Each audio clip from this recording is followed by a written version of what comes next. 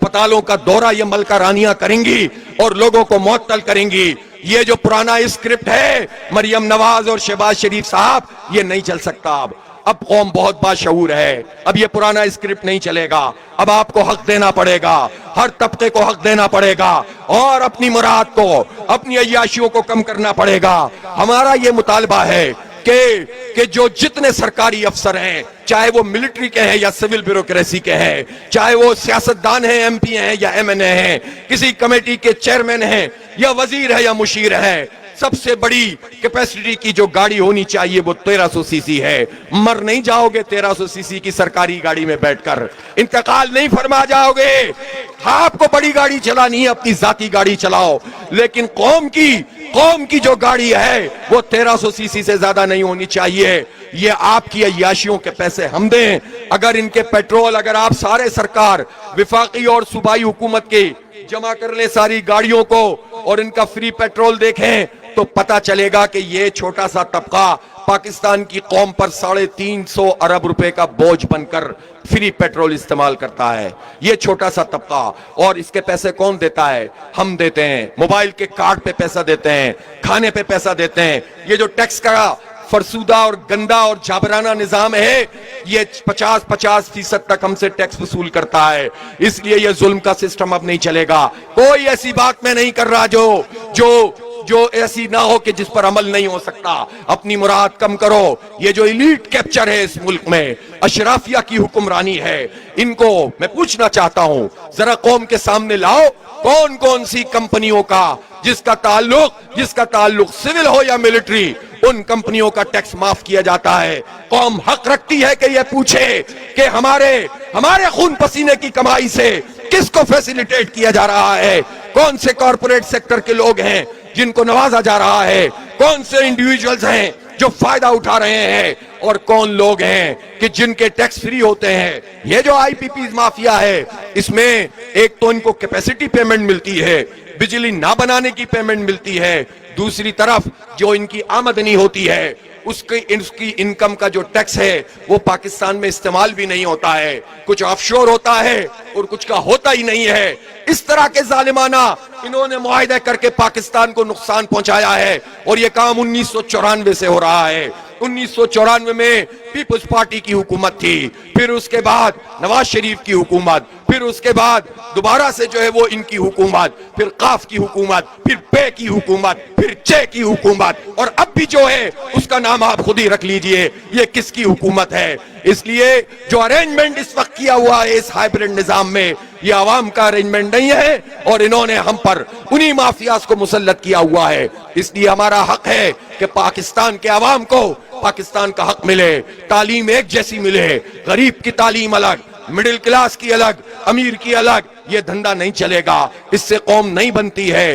इलाज की सहूलत भी सबके लिए एक जैसी होनी चाहिए, और ये हमारा हक है कि क्वालिटी एजुकेशन हो और सबके लिए हो। इसलिए ये जो हमारे हक है, ये हम अपने हक के लिए निकले हैं। ये हमारा कोई शौक नहीं है, हम अपनी जात के लिए, हमें एक पाई नहीं चाहिए, मुझे कुछ भी नहीं चाहिए, मेरी पार्टी को भी कुछ नहीं चाहिए। वो फैसला लोग करेंगे कि किसका साथ देना है। हम तो ये चाहते हैं कि लोगों को उनका हक मिले। इसलिए पेट्रोलियम की लेवी कम करनी पड़ेगी, पेट्रोल की कीमत कम करनी पड़ेगी, और ये जो आटे का क्राइसिस है, कभी इंपोर्ट करते हैं यूक्रेन से और बात दबा दी जाती है, कभी जो है वो किसानों को पूरे पैसे नहीं देते, कि हम इसलिए नहीं देते कि आवाम को महंगा आटा मिलेगा। उधर किसान को पैसे पूरे देते नहीं है और आवाम को महंगा आटा देते हैं। दरमियान में कौन खा जाता है? दरमियान में वो 17 या 11 पार्टियां जो पंजाब हुकूमत ने अपनी पसंद की कंपनियां बनाई हैं, ये वो खा जाते हैं। तो ये चंद लोग मिडिल मैन ये अय्याशियां करते हैं। ना कौम को आटा सस्ता मिलता है, ना किसान को पैसे पूरे मिलते हैं। इसलिए एक गरीब आदमी वो तो रोटी ही खाता है, 10 रुपए की रोटी होनी चाहिए। ये क्या मजाक है कि आपने निवाला भी लोगों से छीन लिया है। लोग अपने और अपने बच्चों से निवाला उनको देने के काबिल भी नहीं रहे हैं। इसलिए ये हमारा चार्टर ऑफ डिमांड है। इसमें मैं कहां हूं, जमात कहां है, हमारी जात कहां है? ये तो पाकिस्तान के अवाम का मसला है, ये तो पाकिस्तान के 25 करोड़ लोगों का मसला है। इसलिए मैं हुकूमत से कहता हूं कि अगर आपने इन मसाइल को ایڈریس نہیں کیا، ہمارے مطالبات کو نہیں مانا جو جنمن مطالبات ہیں، تو پھر اس کے بعد یہ دھرنا یہ تو یہیں پر رہے گا، لیکن پورے پاکستان میں وہ تحریک بنے گی جو بالآخر پھر حکومت گراؤ تخت لاہور گراؤ تحریک میں تبدیل ہو جائے گی۔ ہوش کے ناخن لو، ہوش کے ناخن لو، یہ جماعت اسلامی ہے۔ اس لیے فوری طور پر ان ایشوز کو ایڈریس کر لیا جائے تو یہی غنیمت ہے۔ لائے عمل آپ پوچھنا چاہتے ہیں، لائے عمل دھرنا ہے، دھرنوں کے بعد ایک اور دھرنا ہے، اور پھر یہ بھی ہو سکتا ہے کہ یہ دھرنے بھی برقرار رہیں اور میں سب پورے پاکستان کو کال دوں کہ چلو اسلام آباد کی طرف، اور اب پچھلی دفعہ کی طرح نہیں ہوگا، ایک جگہ سے نہیں جائیں گے، تقریباً 100 جگہ سے اسلام آباد پہنچیں گے، پیدل مارچ کرتے ہوئے جائیں گے، ہر طرف سے جائیں گے، نہیں روک سکو گے تم، اور پھر اس کے بعد یہ نہ ہو کہ واقعی وہی صورتحال ہو جائے کہ تمہیں ایئر لفٹ بھی نہ ملے۔ اس سے بچنے کی کوشش کرنا چاہتے ہو تو آؤ بیٹھو، بات کرو، اور میں پہلے بھی کہا تھا اور اب بھی کہہ رہا ہوں، ہمیں ایسی کوئی کمیٹی منظور نہیں جس میں آپ ہمیں اسلام آباد کے دفتروں میں بلا کر اپنی بریفنگ دیں۔ ہمیں آپ کی بریفنگ پتا ہے، ہمیں سب کچھ پتا ہے، ہمارے پاس ٹیکنیکل لوگ موجود ہیں، ہم پڑھے لکھے لوگ ہیں، الحمدللہ سب چیزیں جانتے ہیں۔ ہمیں تو یہ چاہیے کہ آپ آئیے، بیٹھیے، عزت کے ساتھ بات کیجئے اور ہمارے مسائل کو ایڈریس کیجئے۔ ہمارے چارٹر آف ڈیمانڈ پر بات ہوگی تو کمیٹی کے ساتھ مذاکرات ہوں گے، بریفنگ لینے ہم اسلام آباد نہیں جائیں گے، ایسی کمیٹی کو ہم مسترد کرتے ہیں۔ آپ تیار ہیں اس کے لیے کہ نہیں تیار ہے؟ تو بس لائے عمل جد و جہد ہے، اور اس دھرنے میں ہم کیا کیا کریں گے، اس میں نوجوان اپنے جو ان کے ٹیلنٹ ہیں اس کا مظاہرہ کریں گے۔ میں کہتا ہوں کہ پورے لاہور میں اور ارد گرد کی بستیوں میں جائیں، بلکہ پورے پنجاب میں جائیں، کراچی کے لوگ اس کو ارینج کریں، پشاور کے لوگ اس کو ارینج کریں، کوئٹہ میں بھی حالات کے باوجود انشاءاللہ احتجاج کا سلسلہ چلے گا۔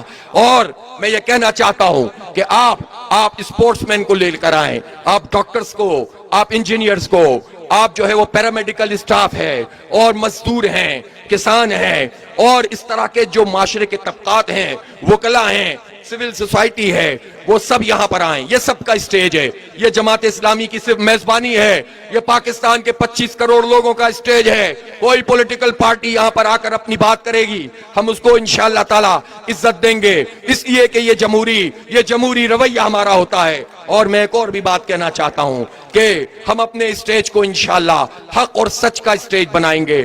ٹھیک ہے، لوگوں کے جذبات بھی ہوتے ہیں، آپ کے نعرے بھی ہوتے ہیں، لیکن میں یہ چاہوں گا کہ نوجوان خاص طور پر ایسی کوئی بات نہ کریں کہ جس کے نتیجے میں ہمارا معیار کم ہوتا ہوا دکھائی دے۔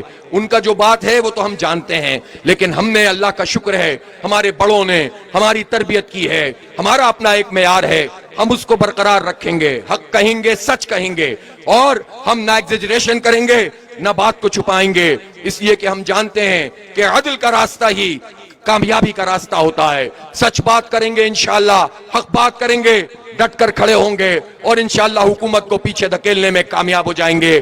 حق دینا پڑے گا، پیٹرولیم کی قیمت کم کرنی پڑے گی انشاءاللہ۔ وآخر دعوانا الحمدللہ رب العالمین۔ آپ سے بار بار ملاقات ہوگی، صبح بھی ہوگی انشاءاللہ، رات میں بھی لوگ موجود رہیں گے۔